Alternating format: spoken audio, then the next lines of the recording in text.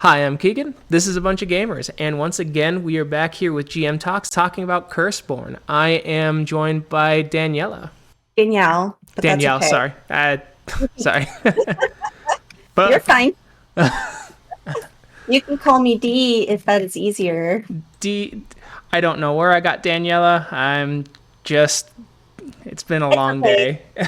That's fair. I understand. It's also been a long day for me. The whole Man, Friday. man, out of the gates. Anyway, we're here to talk about Curseborne, and I had some actually I was thinking of as I was editing my talk with Eddie. He had said Mhm. that a big goal of yours was that you wanted all the powers to feel cool and kind of like each splat should right out of the gates. Yes. How did you try and manage that, and like what ideas came into mind to try and balance that, since I know the powers are additive now, right? So certain powers like vampire disciplines don't override previous disciplines. Could you kind of go through what that might look like? Yeah, one of the things that I considered when I was originally thinking like how are these powers going to work was, we've already made plenty of power systems that are are more like what we did with this than, what you see is like, one, two, three, four, five, here's all these disciplines, everybody, this works this way, and then over here you've got this. Um, if you look at some of just even like Trinity Continuum, specifically the psi powers in Aeon, you have all these powers that, the psi's group have like one set of powers, and yes, they're rated, um, but all of them can use each other's powers, uh, depending on the level that they're using it at, right? And Yeah. so they're all kind of balanced across all the different types of psi user. And then, but you put in like Trinity Continuum characters and you have talents, and talents can work in every era. And so they have powers that work similarly, even if they have different power stats, all that kind of stuff. And so the mechanics of these things can work similarly and have the same balance was already there in Story Path. So all we had to do was think of a system to allow certain power groups to have certain advantages, while others have different advantages, and yet they still tap into the same power system. And honestly, the way that we tackled that was with paths. So anything that is purely unique to being a ghost, it inhabiting a dead, your dead body, is actually part of the dead path, and it's not in the power set. So, uh, being able to shapeshift from a human into a wild form as a primal is part of the primal path, and so that means that the spells and magic and other things that they have is a little bit divorced from that other ability that they have. That ability is self-contained in the path as an advantage that the path has, where other character types can tap into the magic that they have. Okay. No, that makes sense. And then also based and building upon my previous conversations, since you're the lead designer, right? Yeah. From my understanding, yes. Is Eddie talked about these curse dice as a way to kind of help the milieu of like a horror setting, and he talked about how they're kind of a double-edged sword, if I'm remembering correctly. On you get more powerful, but more cursed stuff happens. And I was wondering if there were any other mechanics that you feel help really enforce the horror atmosphere of the Story Path Ultra system for Curseborn specifically. And Um, oh, oh, go ahead. Nope, and keep asking. and And if what made you think of the curse dice, and how do you think that really drives the horror home? so that's two different questions. So I'm good at, but they are related, so I am going to answer them together. The first dice as a mechanism kind of came up from, not from me, it came from a collaboration between Monica Specca and Rose Bailey. Rose proposed to use a system like that. And she has used systems like that in games she wrote before. She wrote it into Requiem. Monica has used that kind of system before. She's the one who wrote the Divinity Dice system for Scion Demigod. So between the two of them, Rose said, "Hey, what if we use a dice system where you add dice in, and that's also like a thing for your curse, right?" Monica was like, "Oh yeah, we could make them a little like divinity dice," and then they went back and forth on it. Ultimately, Monica Specker wrote the the functional, like, once we all kind of had a conversation of like, okay, well, if we're going to do this, I want there to be a benefit and a drawback. I want there to be a reason to have some, but a reason to want to get rid of them, right? Where you have this kind of push and pull of these things can be good for you, but the more you have and the more you're using them, it can also be bad for you. The only way to really handle that is to have something good both on the low end and on the high end, and something bad both on the low end and on the high end.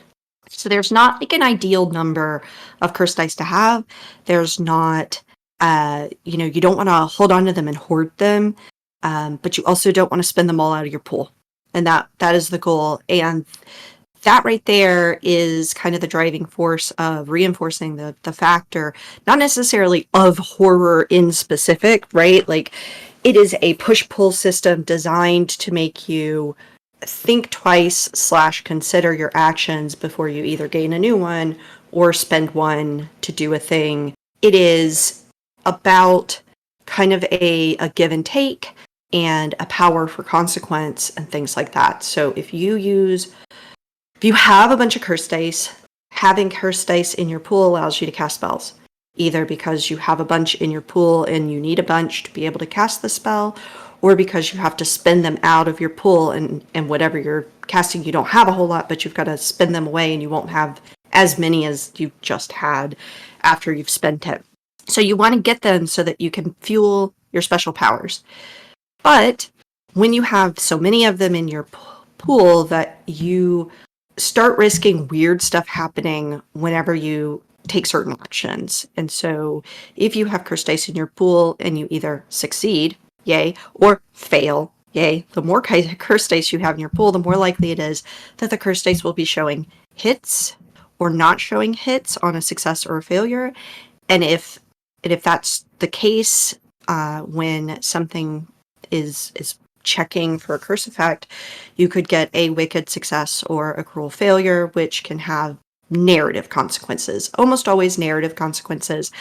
And it's about changing the story, driving the story, showing that you're a cursed individual and you cannot escape bad luck that kind of just follows you around, or that you cannot truly control the curse. So you do something really good and you get this kind of more than you expected out of it on a wicked success.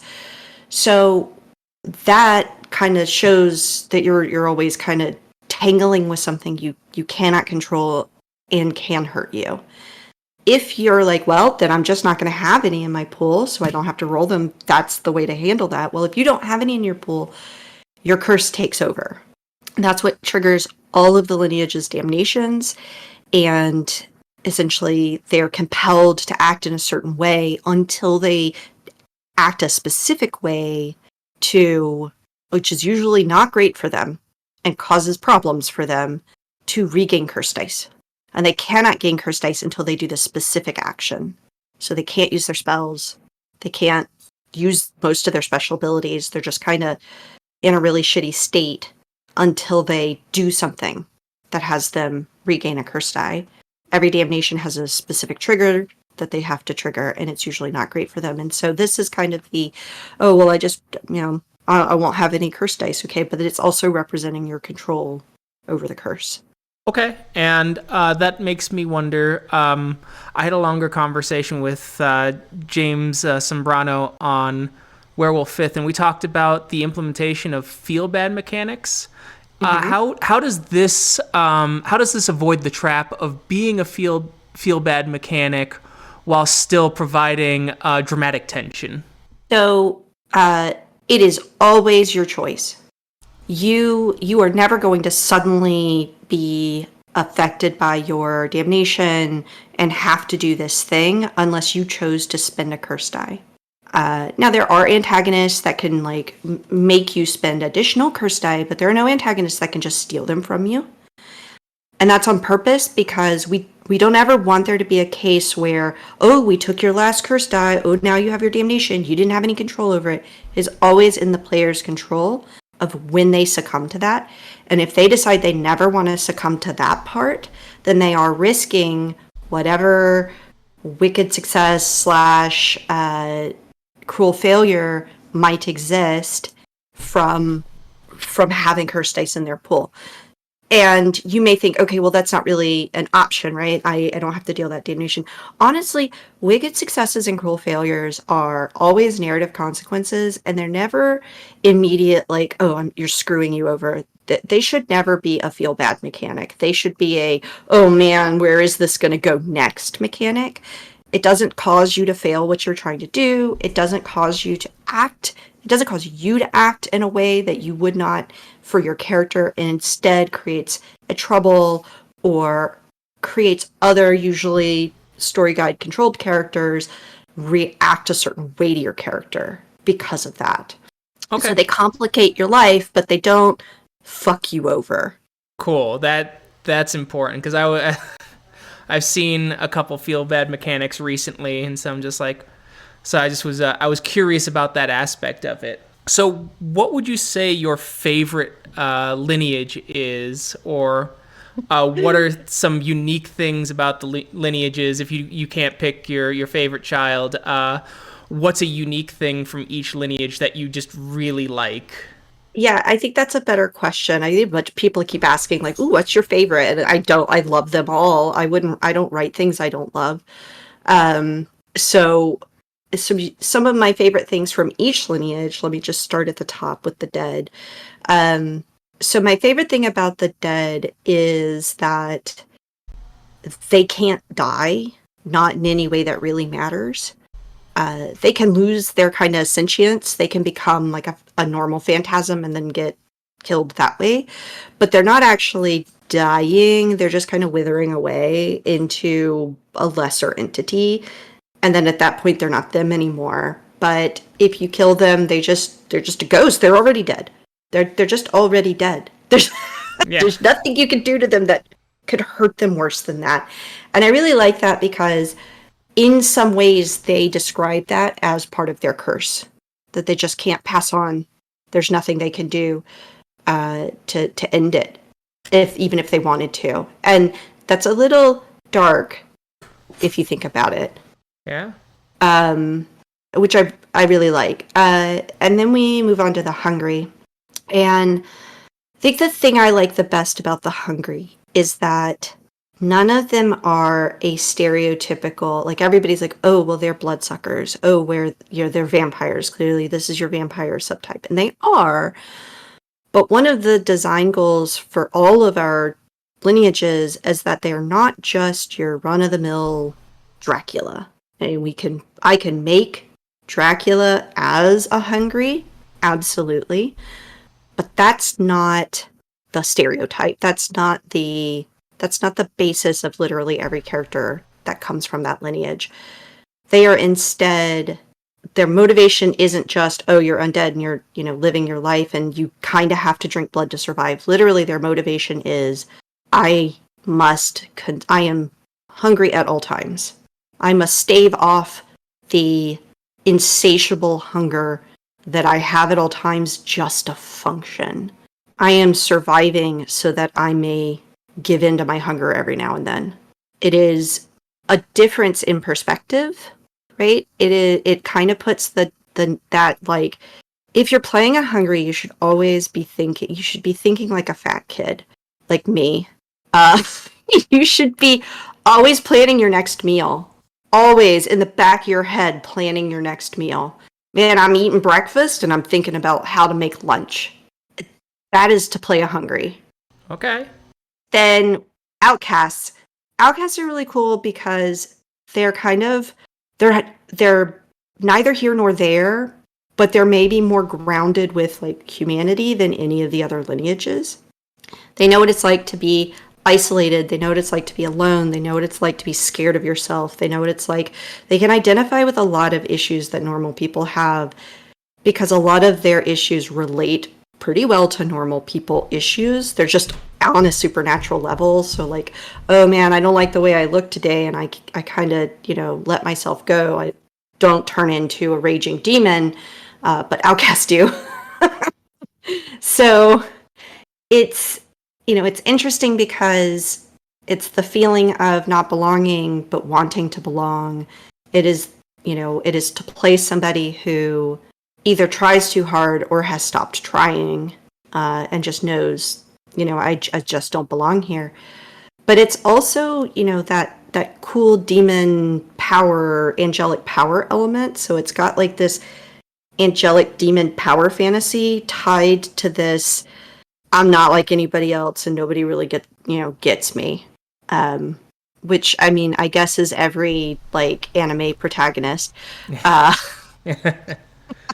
I was actually thinking when Eddie described it, because he mentioned outside beings, I'm like, so you can be Wilbert Whateley from the Dunwich Horror. oh yeah. Mm-hmm. So then Primal. So B. Dave Walters did the initial write-up for the Primal, and he came up with this concept that every Primal has inside of them a creature.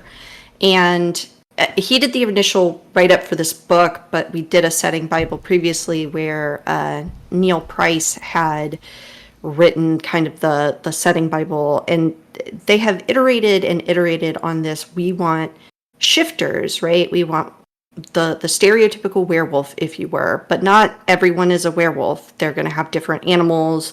They're going to have different things that they turn into, and not just animals, but like the hides just turn into straight up monstrous versions of themselves. So it's not about being bound to an animal spirit or being bound to the land or being cursed to be like the animal that you're embodying. No, you're instead you've brought this on yourself in some way, or your family brought this on you in some way, making a deal with an entity you didn't understand and being cursed to allow that creature, this otherworldly monster, to literally inhabit your soul, and it takes over sometimes. So what's cool about that, in my opinion, is that it allows for stories where I got scratched by some big monster thing that was a werewolf, and now I am turning into a werewolf because the creature, I didn't make that deal, but this creature entered me when I got cut, right? It allows for that story. It also allows for the story of, the Dr. Jekyll, Mr. Hyde story where my hubris has damned me to have this monstrous side. Both of those stories work, and I think both of those stories are cool shifter / primordial entity stories. And I like the idea that the primal aren't just, oh, we're just werewolves or werecats or whatever. We are people who our lives have been fucked up. Like, okay. I feel like, and I like, I don't want to go on a tangent, but I feel like I love Werewolf the Apocalypse. One of my favorite games. But like, you're a cool werewolf superhero who's saving the world from corruption. Yeah. Like, there's literally nothing wrong with being a werewolf other than people just don't understand you and think you're scary. You don't have to do anything to people. You don't have to, like, you could just go live in the woods. You don't have to do anything. You don't have to interact with people.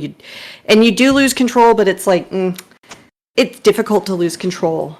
It's honestly just not the werewolf stories that you see in the monster movies. That's true. I am a huge Apocalypse fan, as that's our actual play. But to some degree, agreed. I think, the horror is, oh no, we're all like America, but we're actually self-aware. Yeah.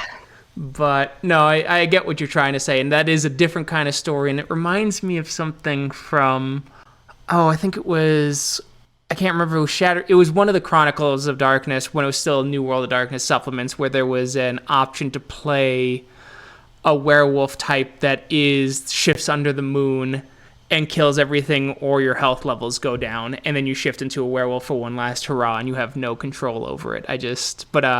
That was the only time I ever saw it in one of those kinds of books, the kind of stories you're describing, and it does seem kind of rare in Yeah, in the right. space. It seems rare. And I mean, part of that is that you want playable characters, right? And so again, that's where that curse dice balance comes in, that says like, okay, well, here's how we balance. These are playable characters. Every now and then you lose control, but it's not because, oh, I got really angry. It's because, oh, I just have this thing inside of me and sometimes I can't control it, literally. Um, Real quickly on to sorcerers are addicted to magic, and in a way that makes it like, a lot of magician stories, the horror is in like the hubris or the unintended consequences of your actions, or the, you know, the horror is not the fact that you have phenomenal power, it's how you're using the phenomenal power. Otherwise, you're just kind of superheroes. And I really, you know, when I thought about like, well, how do I make a cursed sorcerer? Originally we were writing them up, and it just kind of sounded like, what was the horror here? What is the what is the curse? How are you actually cursed? You just have all this magic. How is that a curse? Right? And that became a fuel for, what if you can't stop yourself even when you absolutely should stop yourself? What if the more you use your power, the more likely you are to lose control over your power, and then you are going to use your power in ways that hurt you and everyone around you. And there's definitely some like magician out of control stories out there. I could think of several, but I think the constant like, oh well, and then there's the, okay, well, the more I use my power, the less control I have over it. Well, I just won't use my power all that much. I'll moderate. Nah. No, no, no, no, no, no. That's not how that works.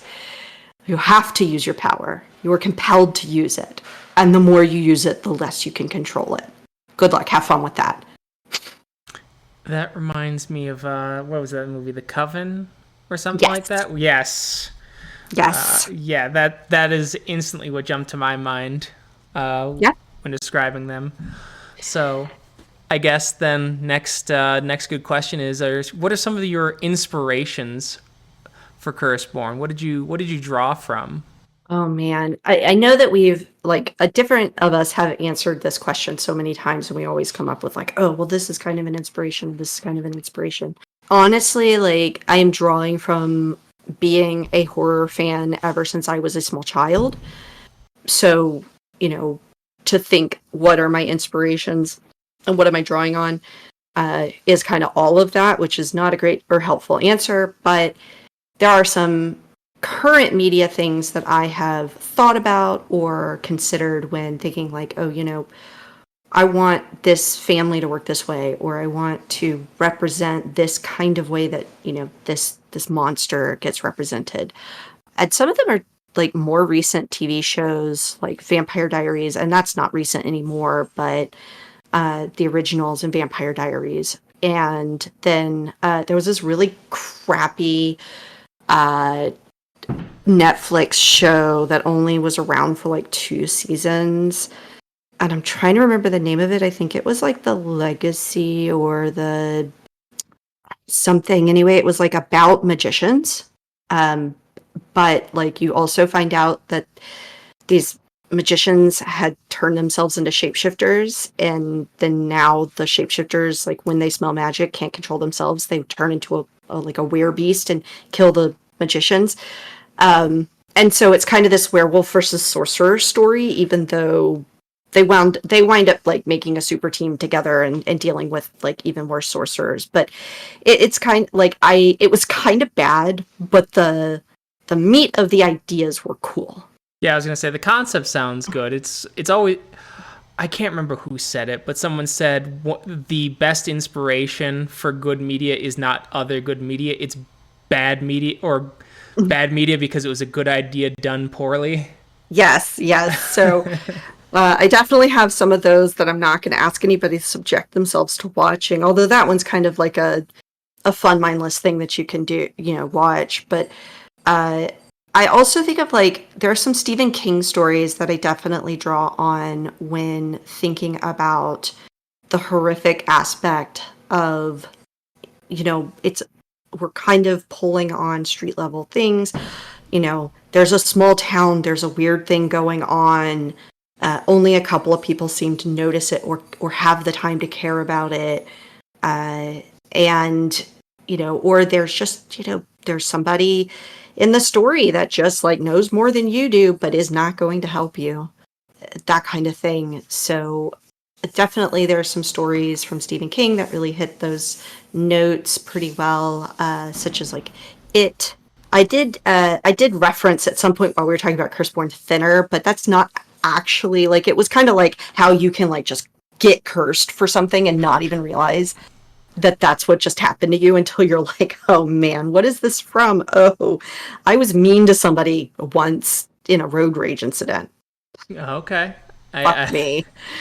Uh, Thinner. Jesus Christ, Yep. I haven't thought about that movie in like a decade. Also not a great movie, but No. like that kind of story. And so, a lot of those kind of stories really hit what we're looking for. And or like the Langoliers for like liminal spaces. Lots of Stephen King stuff. Like if you're familiar with Stephen King, he sets a good story, especially for kind of like just a small town weird thing happening. We also, all of us will reference everything done by Mike Flanagan because the man's a mastermind at horror and just making you feel uncomfortable while you're watching the best show you've ever seen. Yeah. Uh, Fair. like I mean, if you've seen the Fall of the House of Usher, Yes. it's just uncomfortable to watch the whole way through. Bly Manor is a really great like gothic horror story, which we don't see a whole lot of. Then, of course, House on Haunted Hill and Midnight Mass, and like pretty much I can just keep going on and on. There's a movie that he did pretty early in his career that I still think is one of the best horror movies I've ever seen. And I cannot for the life of me think of the name of it. That happens to me all the time. Actually, Blind Manor's the only one of his things from his Netflix show run I have yet to watch. It's on the ever growing backlog. It is a fantastic gothic horror. Like I don't want to say anything about any of these because I want people to go watch these things. Yeah, for sure. You can look up Mike Flanagan movies, and I don't think he has a ton of movies. His wife is in all of his shows and movies, but she's the main character of this movie. She's deaf, and she's being stalked by. Is not stalked. She's in her home, and somebody is trying to break and enter, and they really want to just terrify her before they kill her, but she can't even hear them at first. And so all of the normal things that would freak someone out, like a tapping on the window, she just doesn't even register it. And then she winds up like having to defend herself as he kind of does more and more things to try to scare her / get her attention. And it's just an extremely badass movie that is just so good. But the small like tie-in for that, total tangent on Mike Flanagan, who I could probably talk about for way too long. The tie-in for that is that the book that the woman is working on, she has written a book and let a friend borrow it and they return it. It is Midnight Mass. Oh, interesting. That's Yes. That's neat. Yeah. That's really neat. Yeah. You'd mentioned liminal spaces. How much? I'll get to antagonists in a sec, but I'm wondering how much are locations their own kind of antagonists in Curseborne, since liminal spaces have really kind of taken at least internet horror by storm. Yes. So there are just liminal spaces that are kind of creepy, kind of weird, kind of like stuff going on in them. There might be antagonists in them, etc., etc.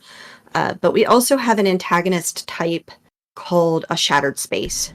And a shattered space is a location that has a sentience and a motivation and the means with which to harm you. So it's like a haunted house if the house itself was uh, the Hill House, right? Like it's Yeah. not necessarily the spirits; it's that the house itself is the problem. Yeah. So, so yeah, liminal spaces can absolutely also be shattered spaces.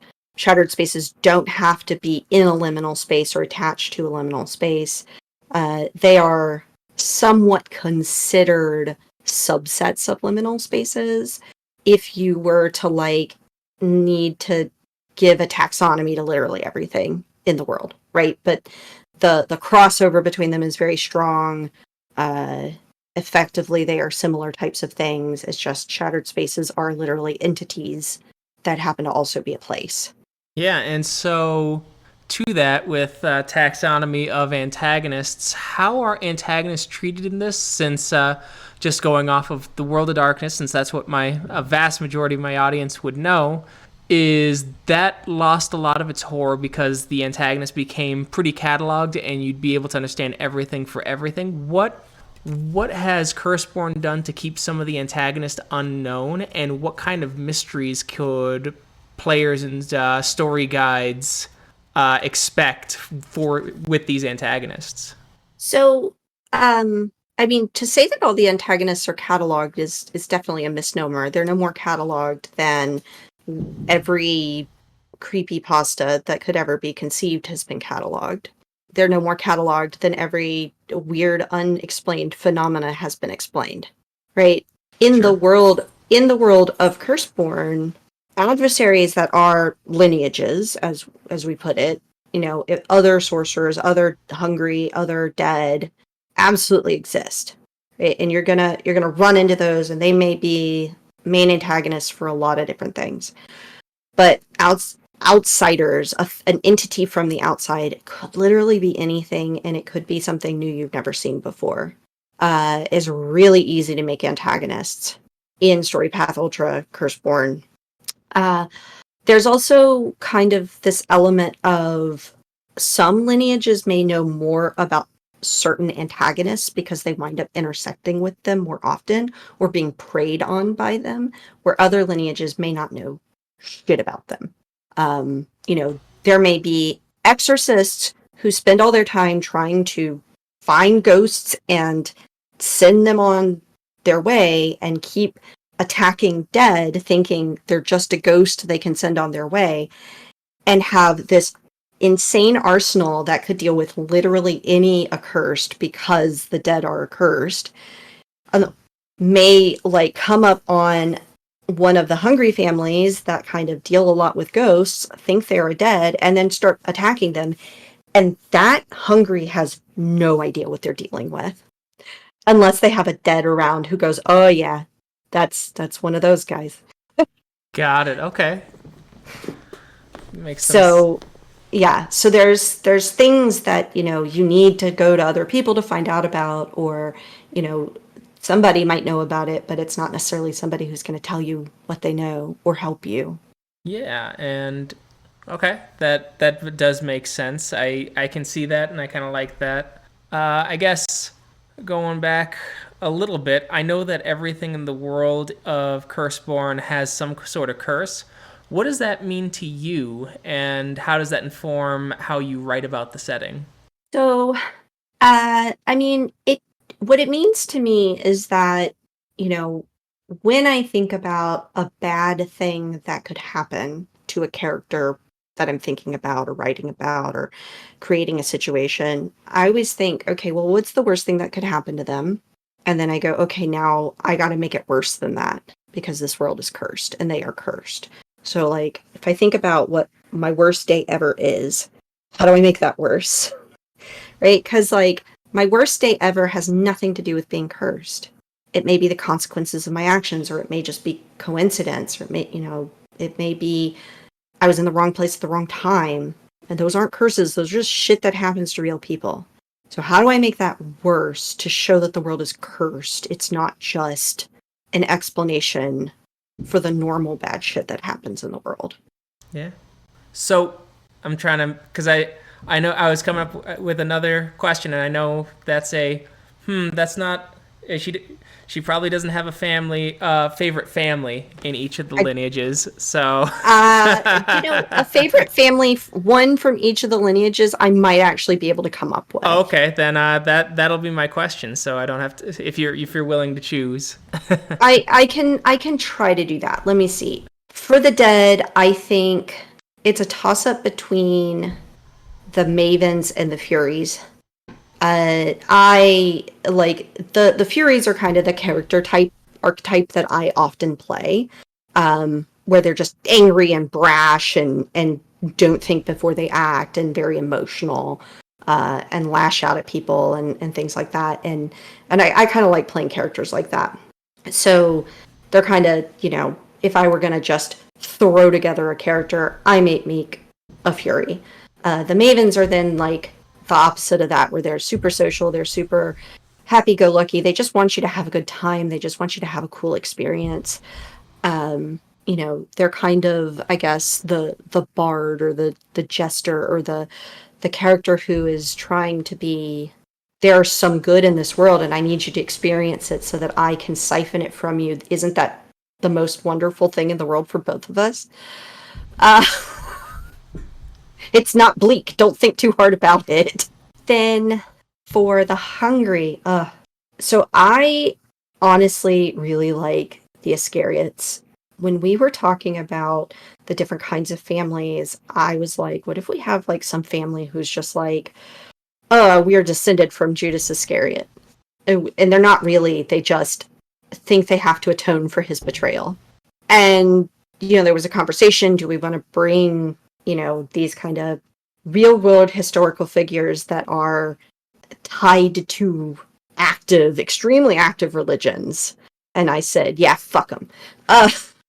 And in a extremely irreverent way of, it's a game and we're not saying anything bad about like the religion, or we're not even talking about the religion. We're literally just talking about this person in a mythological way, right? We don't even confirm or deny if that character or that person is actually the first of them. It's Sure. just what they call themselves and what they believe. And I really like their vibe. I really like their like need to prove themselves as trustworthy while still also absolutely betraying people. It's a great dichotomy. I love it. What's their hunger? What do Uh, they hunger for? they eat the body and the blood, so they eat flesh. Oh, Yeah, yes, because fantastic. the body of Christ. Anyway, Yeah, yeah, I I grew up Catholic, so oh, like tangential. My dad was Catholic, but he had the good yeah, grace, pun intended, to just leave that shit out of the house. fair. Yeah. Uh, so yeah. So then for Primal, mm, I'm gonna say the Raptors, and the Raptors are kind of an amalgamation of.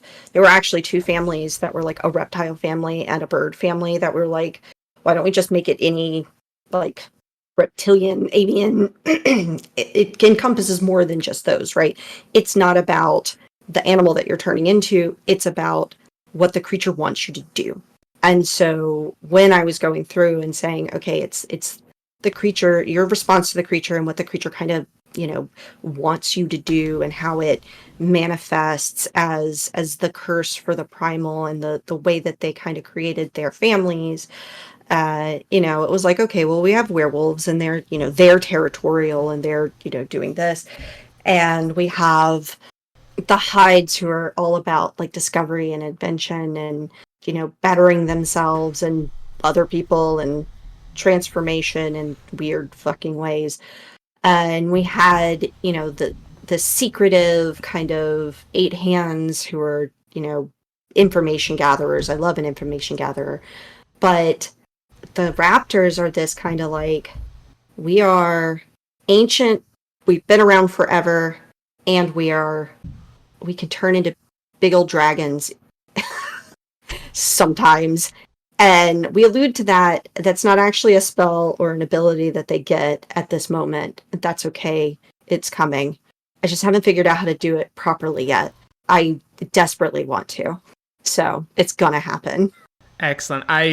So my brain jumped to pterosaurs Yep. because I have people in my life that pterosaurs evoke absolute terror in, because we were watching what is it, Prehistoric Planet or something like that, and it's like, this thing is the size of a giraffe, its head is entirely too big for its body, and it eats meat, and it can gallop and fly. And the Yep. person I watched it with was like, absolutely not. Yeah. I'm glad they're dead. Fuck those Yeah. things. Yeah. I don't know if you've ever like encountered a cassowary like at a zoo or something, my but my folks have emus actually. emus are okay. Cassowary, like, Cassowaries man, are crazy, yeah. cassowaries are insane animals that just want to rip your heart out, and they can. They have Yes. like these just massive talons, and they're just angry critters.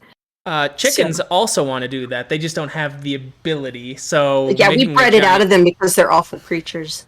yeah. No, I have a rooster, and he's left a big old gash on the back of my leg because I went out there in shorts foolishly, and he's just like, "I'm feeling frisky. Please don't." And Yep. then he hooks me with his spur, and I'm just like, "Come on, Yeah. man, like go away."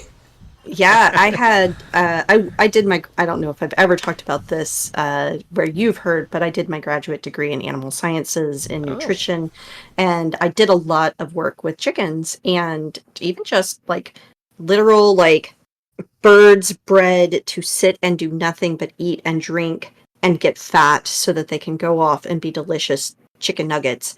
Even those birds have sharp ass talons, and we would have to weigh the birds and pick them up, and they would like freak out, and I'd have just scratches and cuts all over my hands and arms for months while handling chickens because they're just vile. they're just fucking dinosaurs. They really are. They're just dinosaurs. I love my birds. Most of them are very sweet. They're little laying hens, but also we have blue coat because if they see blood, they just rip someone apart. Like, ooh, blood! I must eat. I must kill. And it's like, oh, no, you eat grain. Get out of here. I don't know that I have a favorite outcast family. I really like the League of Hidden Crossroads. I like being the like, I like the idea of being the devil that you make a deal with at the crossroads to so that you can get XYZ to have happen. And I'm like, yes, I know what's best for you. If you just let me, I can make your life better, and you will just owe me a small favor in return. And somebody said, okay, I don't know what else to do with myself right now, so weirdo, take the wheel. So, so I'm making Bill Cipher in this game is what I'm hearing. Yeah. Uh, And then for sorcerers, man, that one's hard too. I'm, I don't know. The sorcerers are the hardest one for me because I like all of them for different reasons and different ways. I think maybe I like the network just because they're so fucking catty. And they're catty because they have to be, right? Like they have decided that, I can have a plethora of acquaintances and people that I have built a literal social network with. And when I have to burn them for sacrifice, I can. And I just make big networks of people and then just cut them off. And it's awful because it's like doing things like fostering parasocial relationships and bringing people into MLMs and this kind of thing that we do unthinkingly to each other, and then as that whatever it was that bound us together kind of stops, the whatever it was that you were doing that had you associated with that person kind of drifts away. It's almost like how MLMs work now. yeah. And that is what it's modeled off of, right? It's a big pyramid scheme. But I have met so many people who I met them through like a friend of a friend or a family member who was deep in an MLM. And then I was like, well, when I stopped interacting with that thing, I literally don't even know where those people are in my life anymore or in their life, right? Like I don't know. A Yeah. connection is gone, burned. Okay, interesting. So that I'd been curious about sorcerers, and that's answered a little bit of it. And so the sorcerer families, is that based on? Because I think Eddie mentioned that sometimes they make deals and things like that to get their magic. Are the families divided by like how they draw their magic, what fuels their magic, or is it the kind of magic that they're interested in?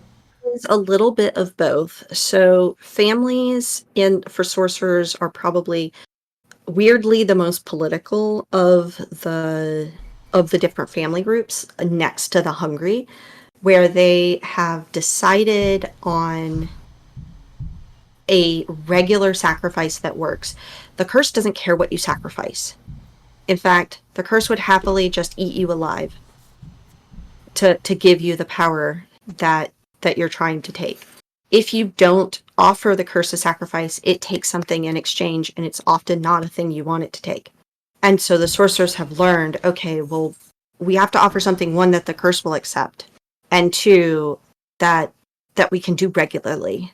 And so nobody could agree on what that should be, because, you know, if it was easy, like, oh, everybody makes an animal sacrifice and that works, then, you know, that would be what everybody's doing. But like, yeah, you can make an animal sacrifice, but if you just don't care, if you just like, yep, just murdering all the animals, don't even effing care about that, it affects me not at all, the curse won't accept that, not even a little bit. And then you're just like, I have murdered all of these things, and I still, it's not fueling my power the way I thought it would. I have become a monster. Ah, yes, now you can get magic because you have sacrificed your morality. Good. I hope that wasn't valuable to you. Oh, it was good. That's why it fueled it. It has to have meaning to you. Whatever it is, it has to have meaning to you. And because it has to have meaning to you, all the families kind of started kind of regulating and shifting over time, right? Like, what is it that you sacrifice? And it's often something you care about that you can bear to part with. That all these families have decided this is a thing we care about that we can bear to part with. And we Uh, either frame it as us doing some good through sacrifice, or we frame it as trying to make the best of a bad situation. I really like that, and I kind of understand why the sorcerer families might be your favorite based on that description. Yeah. So, what are some key features of Curseborne that you want people to know about? What do you think really makes this setting unique, and you think people will really be able to sink their teeth into? So I think the I think the setting is unique because it it balances. So I we did a big survey. I know this is a little tangent, but we did a big survey about for all of the internal folks of like, what are your favorite things about vampire stories, werewolf stories, ghost stories, you know, every kind of story, fae stories, mummy stories, every kind of horror story. What is your favorite thing about them? Like top three. And I really like political stories. It's one of the things I love about like Vampire the Masquerade. That's one of the things I love about weirdly Mage the Awakening. Tends to get really political, and I really like that about my games and stories and things is like a political intrigue. And it balances, there is political intrigue in the sense of the politics isn't like running, you know, I'm running for office or I'm trying to be the leader of this group or anything like that, but it's like family dynamics and family politics and interfamily politics. So it takes some of that concept of like politicking or doing things for politic reasons and drops it down into a family drama. And then on top of that says, but what if that's just a backdrop to a kind of like a murder mystery style game, like a mystery investigation game? Thank you. So, Danielle, where can people find you if you wish to be found? You can find me on the Onyx Path Discord. I am often in there as myself, my real person name. Otherwise, I am on every other social that is a social as at Impernius. And I do not spend a ton of time on other socials right now just because I don't have a lot of time. So the best place to find me would be the Onyx Path Discord. Excellent. Thank you for joining us. I've been Keegan. This is A Bunch of Gamers, and you can find us on Facebook, Podbean, YouTube, and various other sites, but you'll never find me on Twitter. I founded a cesspool, and I was proven right. Bye. Yeah.